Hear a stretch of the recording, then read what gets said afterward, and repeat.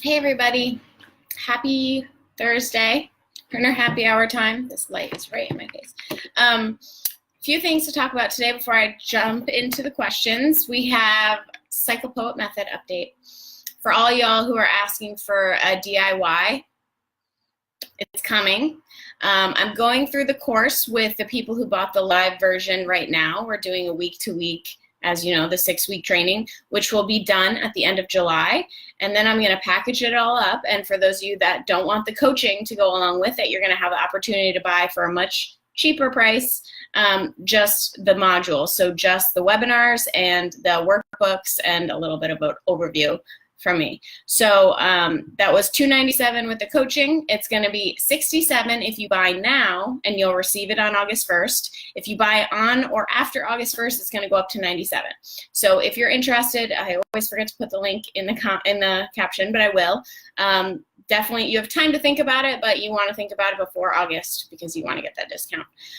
So it's all class profile related. I go through kind of the fitness portion of understanding the objective, the physical objective behind the class profile, as well as the inspiration, motivation to go along with it, getting your energy right, introductions, music, repurposing, literally everything you could need to be a master of class profiles in your classes. So check it out if you haven't already.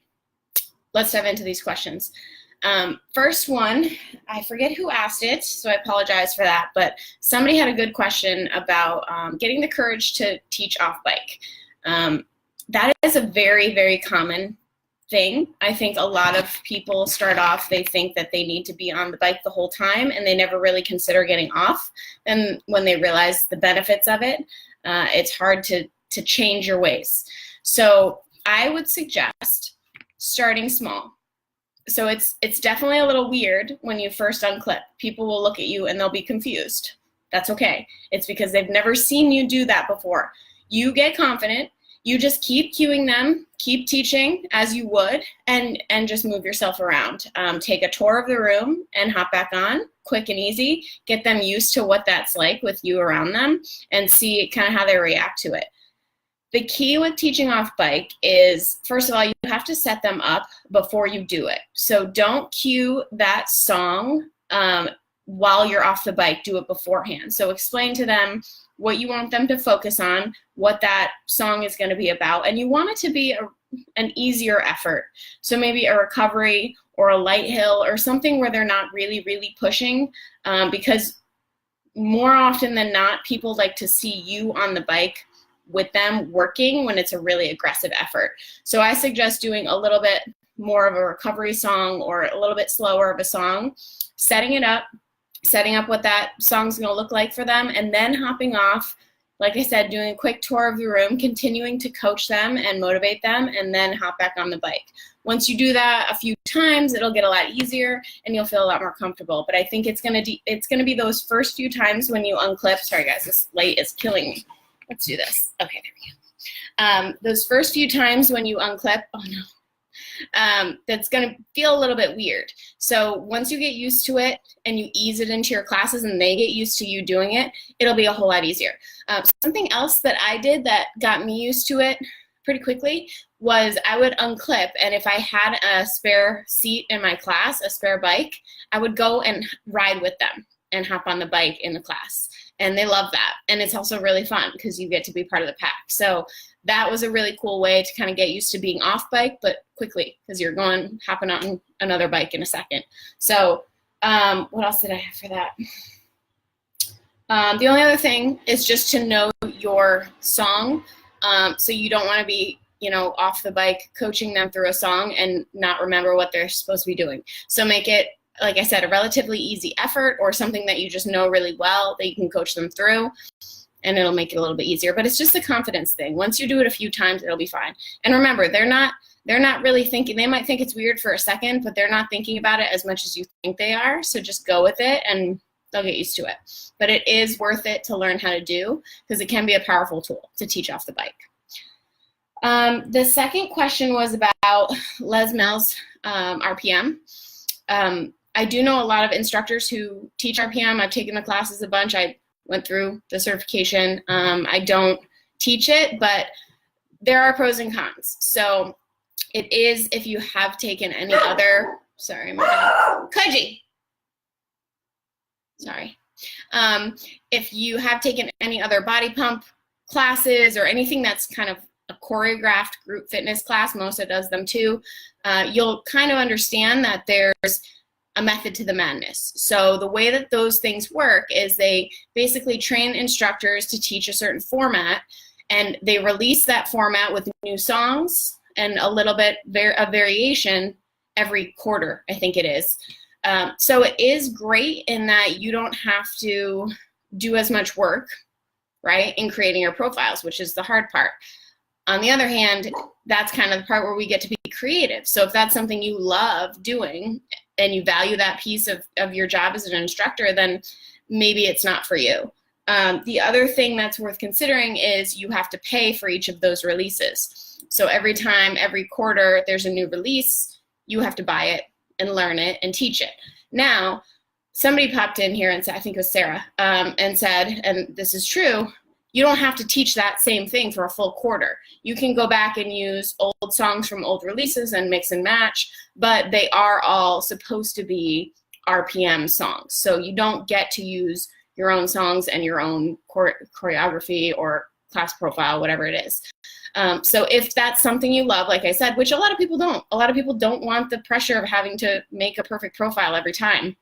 Totally get it. If that's the case, this might be for you. And maybe you could do this, do Les Mills, and then also teach some of your own classes outside of that, so you get a good mix. It is a great way to learn. The classes are great.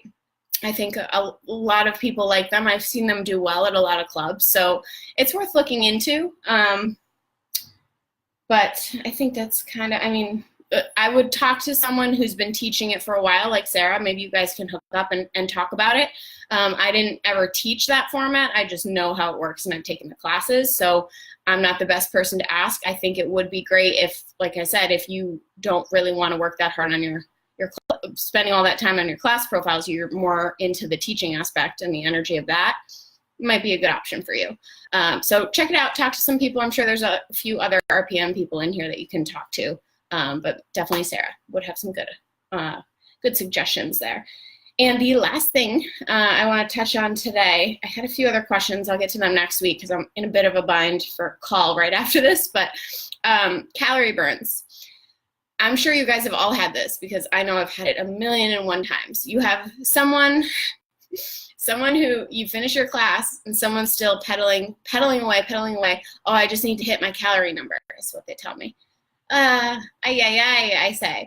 Okay, so the problem with this is it takes a lot of education to get people to understand why that calorie number is total crap. Because to be honest, there's a lot of instructors who don't recognize that it's total crap, so they might have learned from those instructors, and then it becomes an issue. What I do is, I think this was Casey, right? It was Casey. I always tell them that calorie number is completely wrong. Don't use it. It's not going to tell you a thing. And I try and gear them towards the power number.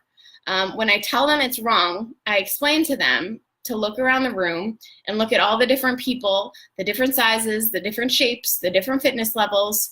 They're all going to have different metabolic rates. So that calorie number is based off of who? Which one of you? You have no idea. So you can't take that as fact for your body shape, your age, your metabolic rate, your hydration level, your, like the littlest things, the level of sleep that you got that night, your stress levels, all of those factor into our calorie burns for the day. So that number is crap. Now, that being said, like the power number, if they don't know, so power we know can be super valuable, right? But only if people understand it. And there's a lot of variation to that. Not everyone knows what their threshold is, right? But if someone is on the same bike every class and they're able to use their power or that calorie number as a way to just baseline them from class to class, then it can be valuable. I don't want them to take that calorie number as that's how many calories you burned, because more likely than not, it's going to be way off by probably close to 50% or more. So you can tell them that it's crap. But it could be a good gauge of, okay, based on how this bike calculates your effort and the numbers that are getting used in here for this calorie burn, it's going to at least be consistent from week to week to show you how hard you worked. I would still gear them towards the power number instead, but if you can at least start to drill into them that calorie number is not going to be accurate for them, it's only going to be accurate year to, or week to week or whatever, as a way to gauge how hard you worked, not in terms of how many calories you burned. Maybe you could do that, but I just continuously emphasize that number is not useful. And if they really want to know their calorie burn, it's still going to be super varied, but the closest they're going to get is if they use a heart rate monitor and they actually are really tracking their individual burn and their individual effort.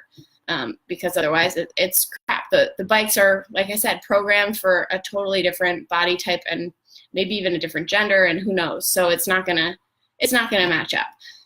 There will be some people who don't listen to anything you say and they still want to get to a specific number. That's a separate problem. That's a little bit of a mental battle that they're going to have to work on themselves. You can only do so much. So I don't remember what the actual complaint was with that. Hopefully that answered your question, but it's just going to take some education. And make sure you're educating yourself on it too. If you don't fully understand how the bikes work and how they read and what that calorie number means and how you can actually figure out calories burned, maybe do a little bit of research on your own, because once you're well versed in it, it'll be much easier to explain to people why it doesn't matter so much. So that's all I got for you guys today. Gonna go catch a little bit more of this sunshine while I'm on my call because it's 7:15, it's still light out, I love it. And I'll drop the Psychopoet Method DIY link in the comments because I always forget to put it in here, but I will put it in there for you guys. If you're interested, make sure you get it before August 1st so you get the discount, and I will see everyone in the group. Night, guys.